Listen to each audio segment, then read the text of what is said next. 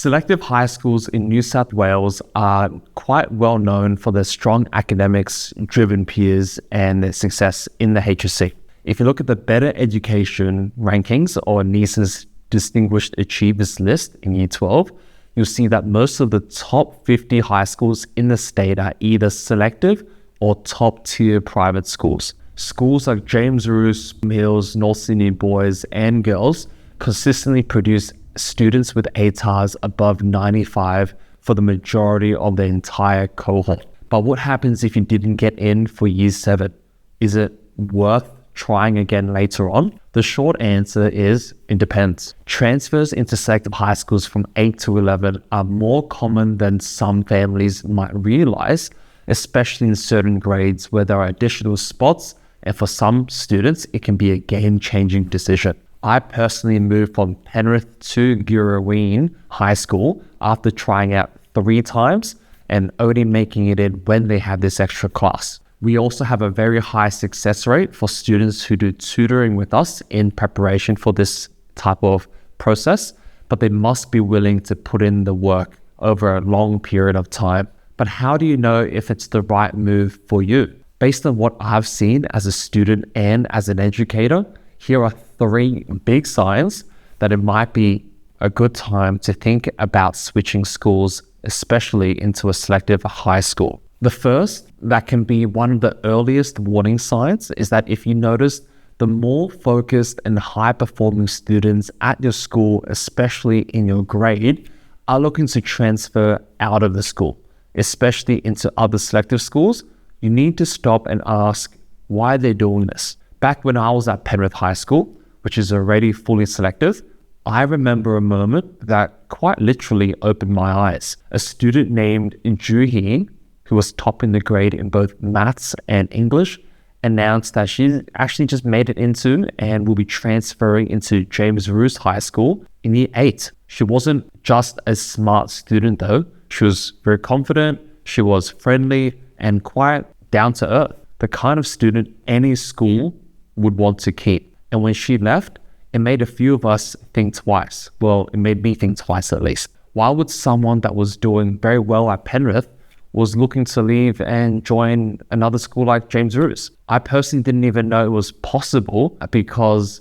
Penrith, although it is a very nice school, I thought it was a big difference compared to Roos's academics and their requirements. She either became a doctor or a dentist after university, and I'm not entirely sure which one as we don't really stay in touch, but that moment did spark an idea where I thought, if more students like Juhi are deciding to leave Penrith, am I the fool to try to stay here and not try out? The year after, I had more friends move it into Girraween High School, as well as other selective high schools, and that same thought came to my mind again. Although there were new students who in turn replaced the students who left Penrith, it did seem like at times some bright students at the top of the grades were leaving, and the students that were replacing them didn't end up becoming the top of the grade as well. Over the next year, more of these top students transferred to schools like North Sydney Girls,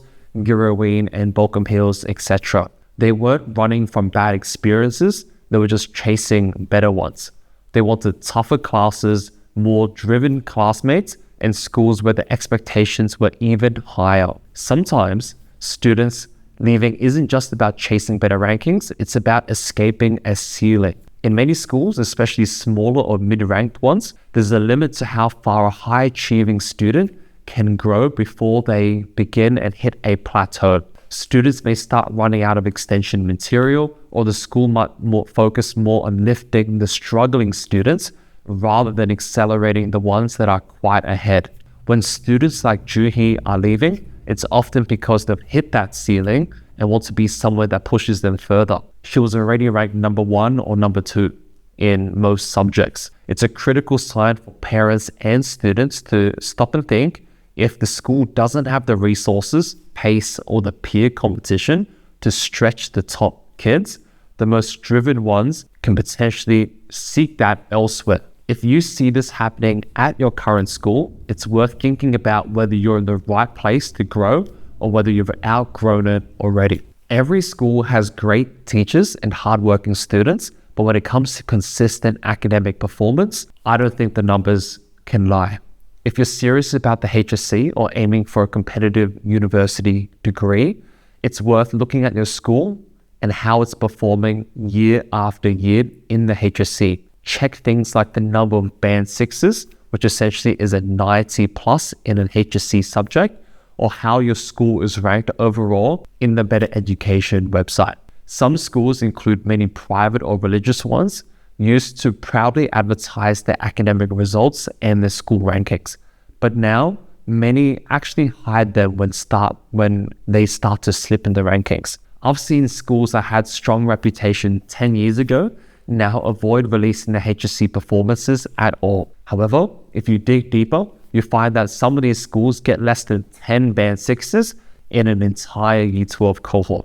Meanwhile, selective schools like Penrith or High School generally produce over 100 students getting band 6s in multiple subjects every single year. What many students and families overlook is how a school's academic profile affects a student's and a subject's offerings and teaching quality over time. Schools that rank lower in the HSC often reduce their advanced subject choices due to lower uptake. For example, some schools may cut extension maths or chemistry because not enough students qualify or are interested in even doing that subject. This leads to a cycle.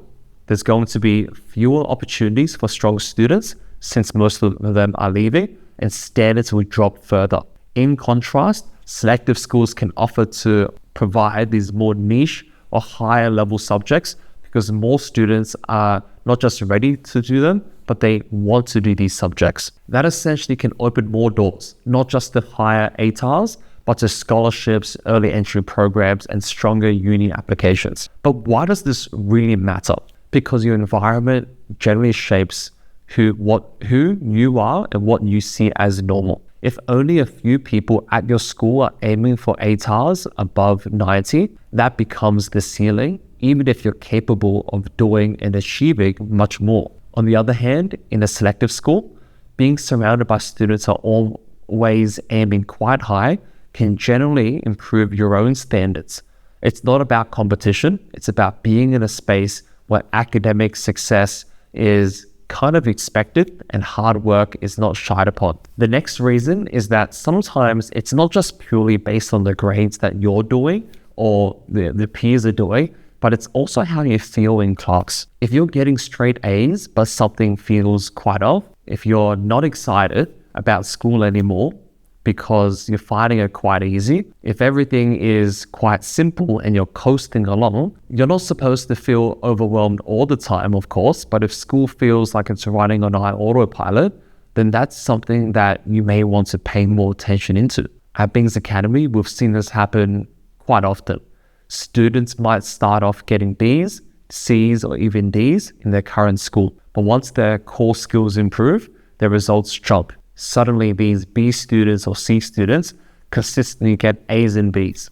And that's when the real question starts to surface. Is the school still helping me grow? And more they begin asking whether their current school can push them further or whether they've hit a new level and expectation and they should achieve even more. Selective schools are generally an option for that next step. The work is tougher. Subjects like advanced English and maths aren't optional, they're the default.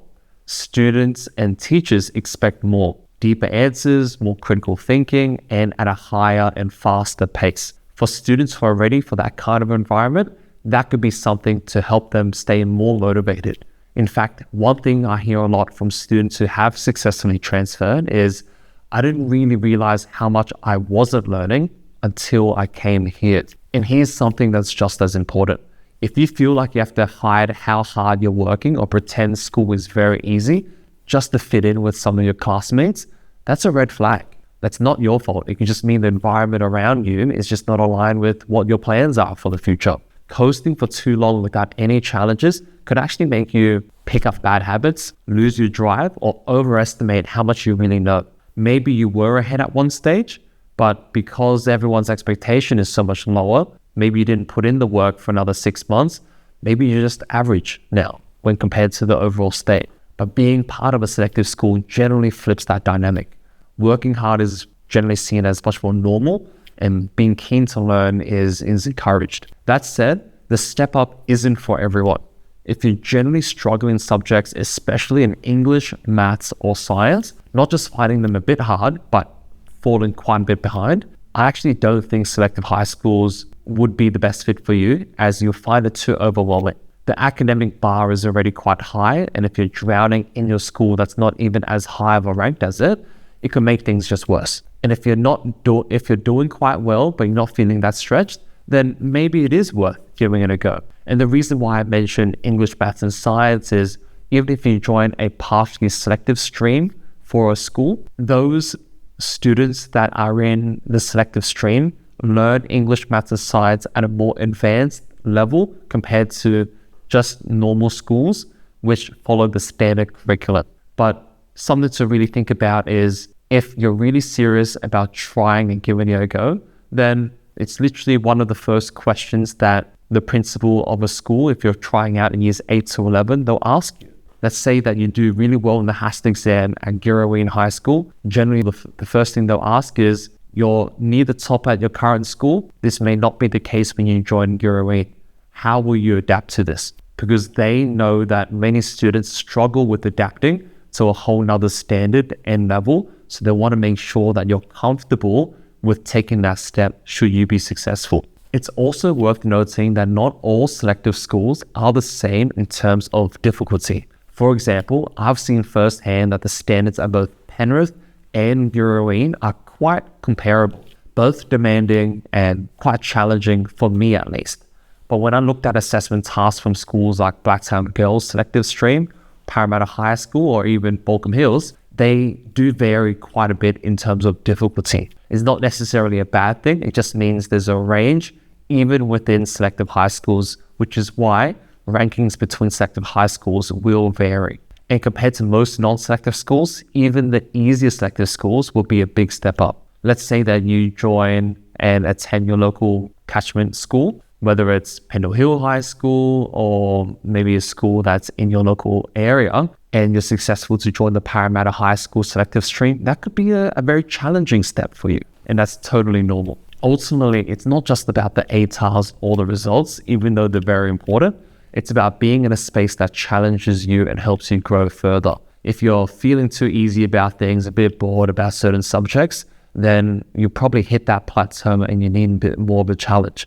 Or if you're not really getting any A's and you really want to get into a better school, then I think it will be too hard of a jump for you.